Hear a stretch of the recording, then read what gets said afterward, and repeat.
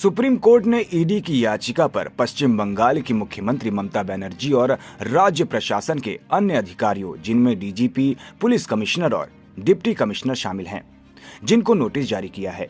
ED ने आरोप लगाया है कि मुख्यमंत्री और राज्य के अधिकारियों ने आईपैक के परिसर में उसकी जांच में जबरदस्ती दखल और बाधा डाली। 2 हफ्ते के अंदर जवाबी हलफनामा दाखिल किया जाए। मामले की अगली सुनवाई 3 फरवरी 2026 को होगी।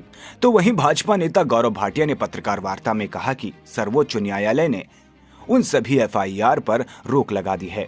पश्चिम बंगाल में ये कैसा जंगलराज चल रहा है, मुख्यमंत्री ममता बनर्जी को इस पर उत्तर देना चाहिए।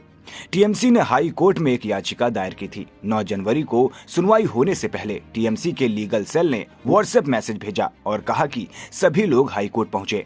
सुप्रीम कोर्ट ने इसका संज्ञान लिया है। ममता बनर्जी जंगल राज का प्रतीक है। ऐसा झटका है जिससे स्पष्ट हो गया है जंगल राज कैसा होता है। जंगल राज बिल्कुल ममता राज जैसा होता है। और मैं विधिक पहलू पे और राजनीतिक पहलू पे हमारी पार्टी का पक्ष रखूं, उससे पहले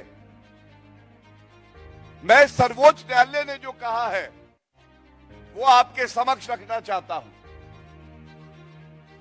आज जो सबसे बड़ी बात है, दूध का दूध और पानी का पानी हो गया है। हम सब ने देखा किस तरह से एक मुख्यमंत्री जिसका दायित्व है, अगर संविधान पढ़े Mamata Banerjee, the state government is to aid and assist the investigating agencies of the center, aid and assist, उनके हाथ मजबूत करने थे ममता बनर्जी को। लेकिन ममता बनर्जी शुरुआत करते हैं इस तस्वीर से। ये तस्वीर देखिए, ऐसे जकड़ लिया फाइलों को, ऐसे चुरा के भागी मोबाइल फोन को कि आज सर्वोच्च न्यायालय ने क्या कहा है मैं आपको बताता हूं। सर्वोच्च न्यायालय ने सबसे पहले जो ईडी अफसर हैं, जो कानून के हिसाब से अपना कार्य कर रहे हैं, उनके खिलाफ एफआईआर दर्ज कर दी थी ममता बनर्जी की सरकार ने। तो पहला बिंदु, ये कानूनी जोर का तमाचा है उस मुख्यमंत्री को जो समझती है वो संविधान से ऊपर है। सर्वोच्च न्यायालय ने, किसी और ने नहीं, सर्वोच्च न्यायालय ने उन सभी एफआईआर पे रोक लगा दी है। दूसरी बड़ी बात, जिस तरह से ईडी के अधिकारियों को जो उनका कानूनी कार्य है उस कार्य करने से रोकने के लिए वर्दी प्रदर्शन कर रही है। आप सोचिए, पश्चिम बंगाल की पुलिस डीजीपी, कमिश्नर, ये लोग प्रदर्शन करते हैं तो सर्वोच्च न्यायालय की तीखी टिप्पणी आई है और सर्वोच्च न्यायालय ने कहा है क्या प्रदर्शन अब हाईकोर्ट के अंदर होंगे, जंतर मंतर बना दोगे आप हाईकोर्ट को। और इसका जो संदर्भ है वो भी मैं आपके समक्ष रखूंगा।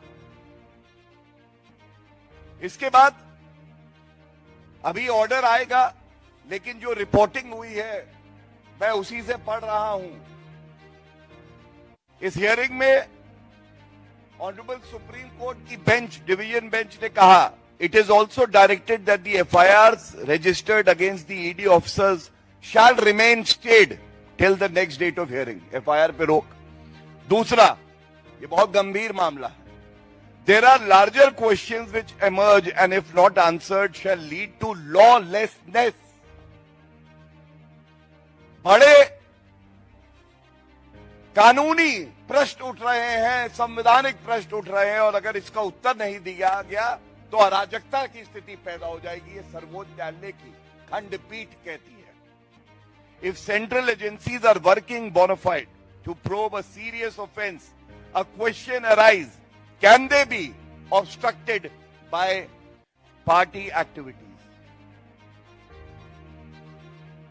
क्या ईडी, सीबीआई, सेंट्रल एजेंसीज जो हैं, इनको पार्टी के गुंडे आके टीएमसी के रोकेंगे, इनको स्टेट की पुलिस जो कि ममता बनर्जी के आदेश का पालन कर रही है, क्या वो रोक सकते हैं? ये सवाल उठाया सर्वोच्च न्यायालय ने अपनी टिप्पणी में।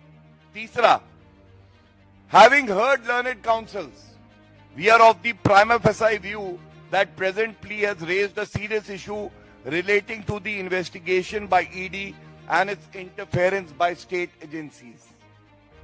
Prima facie, प्रथम दृष्टया पुलिस, जिसको ईडी के हाथ मजबूत करने थे, क्योंकि ये 2742 करोड़ रुपए का जो घोटाला हुआ है उसकी प्रोब चल रही है, तो वही दखल कर रहे हैं, वही डरा रहे हैं, वही रोक विवेचना को रोक रहे हैं।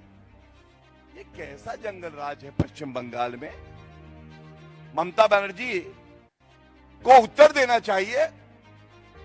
आज सर्वोच्च न्यायालय ने आईना दिखा दिया है।